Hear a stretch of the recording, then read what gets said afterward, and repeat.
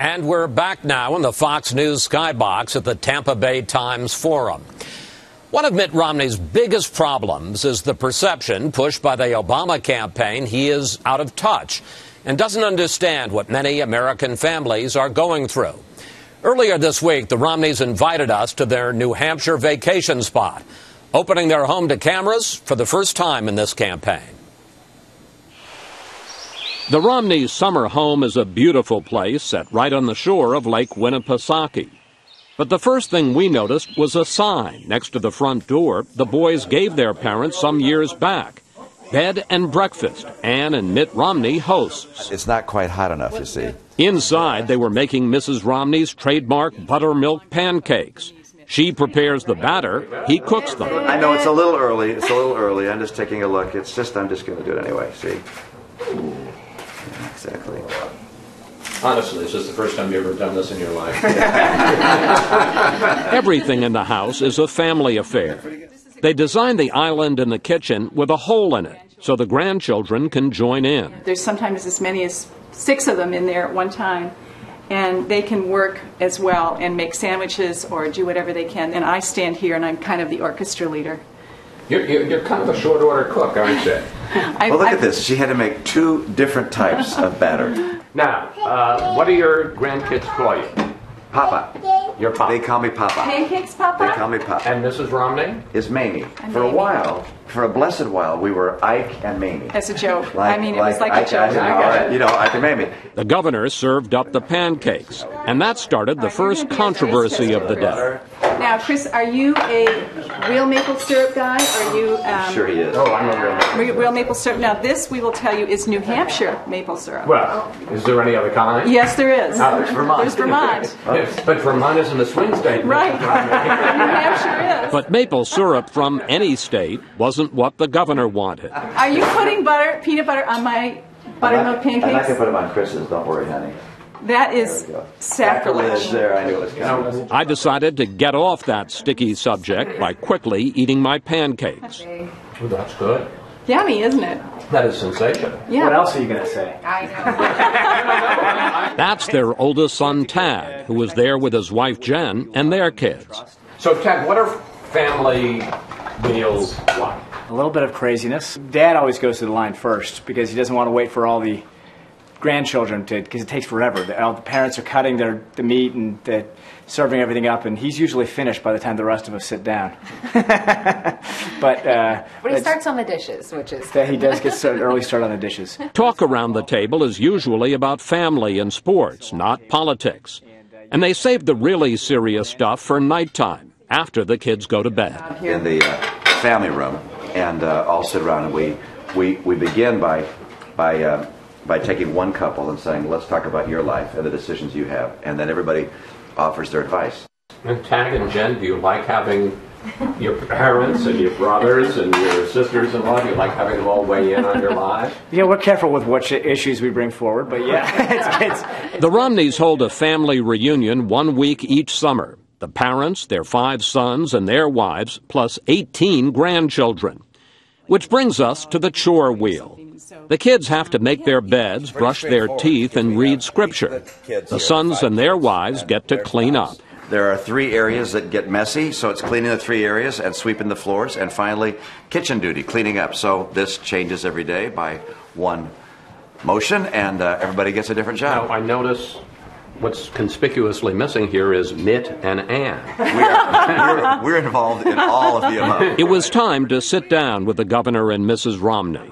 For someone who's been running for president the better part of 8 years, the polls show a lot of people still don't have a good fix on him. Mrs. Romney, your son Tag says that you are the great Mitt stabilizer, and you have said that sometimes you feel you have to talk him off the rails. When do you bring out the stabilizer, and what is it you do?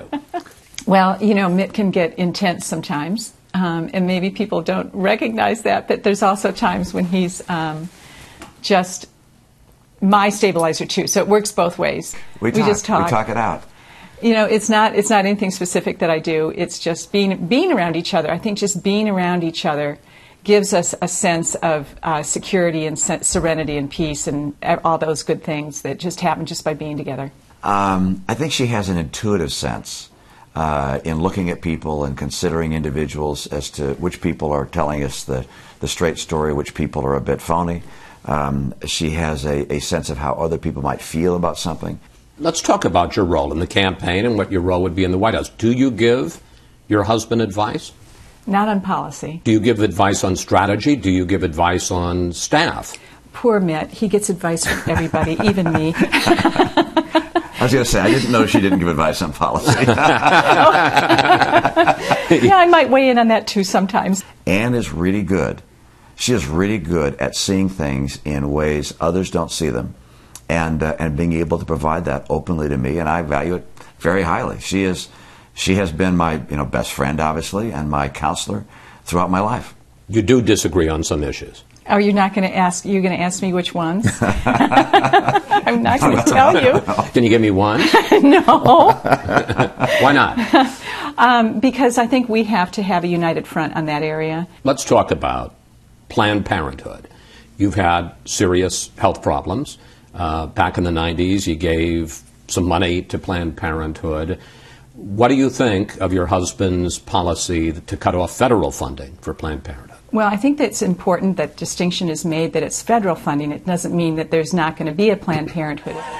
He and Paul are going to get to Washington, and they are going to balance this budget, and they're going to have to be there's going to be cuts. There's going to be cuts made to a lot of programs that people aren't going to like, and it's just what the reality of the situation is right now. We are going to have to face some tough places.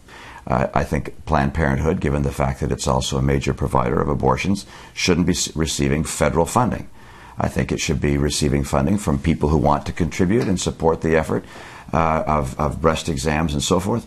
But I don't think it's a responsibility of the federal government to be providing money to a Planned Parenthood.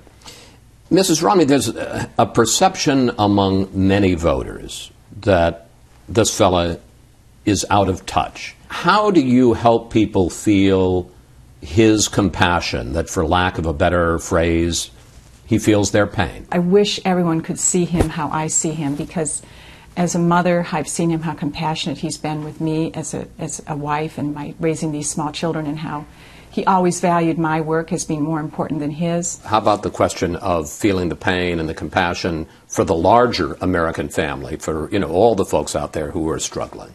Well, I think that's why we're running. Whenever I introduce or talk to, especially fundraising groups, I'll look out and I'll see everyone's looking like they're doing pretty well here. I'm like, guess what, guys? We're not running for you. We're running for those folks that are really worried about how they're going to have a paycheck, or they're really worried about how they're going to be able to afford to educate their children. That's what we're running for. We're not running to make your lives easier. Governor, does it bother you that according to the polls, people don't like you more, or is that not important? All I can do is be who I am. Remember that Popeye line, I am what I am, and that's all what I am? And I'm doing my very best to try and get this country back on track to help the people who need to be sure they can find a good job, that they can have a secure retirement, that their child will get the kind of education their child needs. These are things people worry about, and I know how to help make those things happen, and that's why I'm in the race. Governor, let me ask you a lightning round of in or out of touch questions. Do you go to the grocery store? Yes. You act like I'm an idiot asking you that. I will tell you something. When I was really, really sick, and this is where I think people need to understand where Mitt comes from. I was unable to do anything that in a normal life. I couldn't go to the grocery store. I couldn't cook dinner or anything.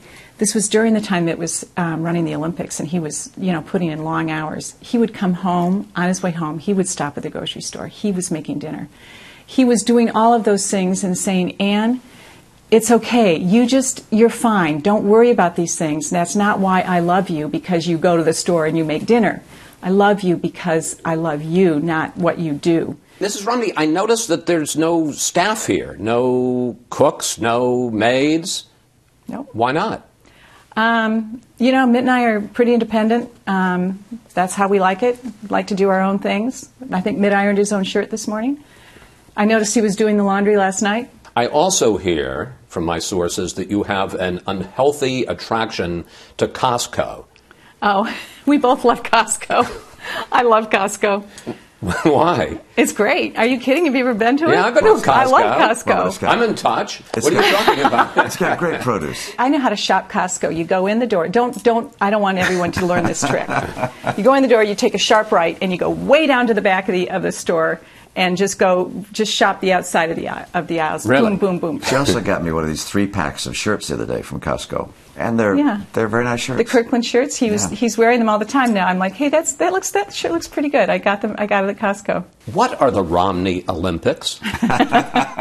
In the summertime, the boys and daughters-in-law and I get together. There's a swimming component, and then a running component, and a biking component.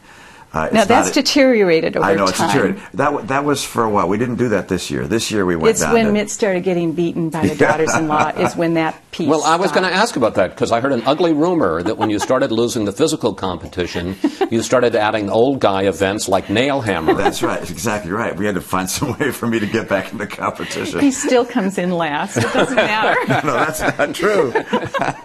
The Romneys took us outside. Mrs. Romney helped 2-year-old Johnny with his shoes. The governor showed off a new trick Tag's dog Reggie just learned. Here's Jesus. Is this where the Romney Olympics take place? Right here. This right here is the site of the lumberjack events. All right, the sawing and the hammering, and over there under the little awning there is the pull-up contest. We throw the footballs at the trees. You have to hit each one of the trees to get full points. It looks like a summer camp with a beach volleyball court and a trampoline and a dock filled with boats.